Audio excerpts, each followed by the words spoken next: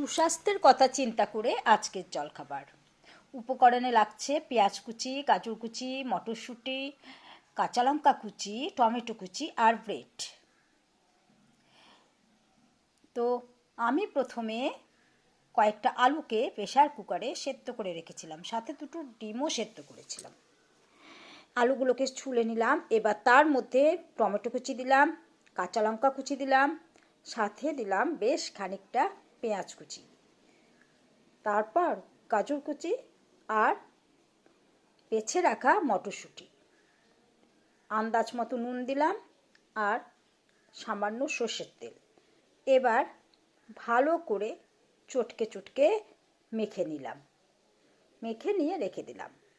এবার পাউরুটিগুলোকে নিলাম, এক পিস নিয়ে তার ভেতরে পুর হিসেবে সেই মেখে রাখা আলুটাকে দিয়ে দিলাম। ওপর দিয়ে আরেকটা ব্রেড দিয়ে চেপে ধরলাম, বাস রেখে দিলাম। তাওয়া চাপালাম গ্যাসে। তাওয়া যখন গরম হয়ে এলো তখন এই পুর ভরা রুটিটাকে আমি তাওয়াতে দিয়ে দিলাম আর খুন্তি দিয়ে ভালো করে চেপে চেপে এপিট ওপিট উল্টে ভেজে তুললাম।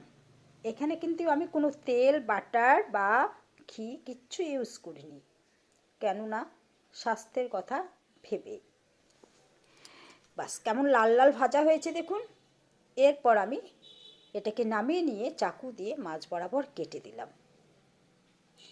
রেডি হয়ে গেল আমার আজকের ব্রেকফাস্ট। সাথে ছিল ডিম আর স্যালাড।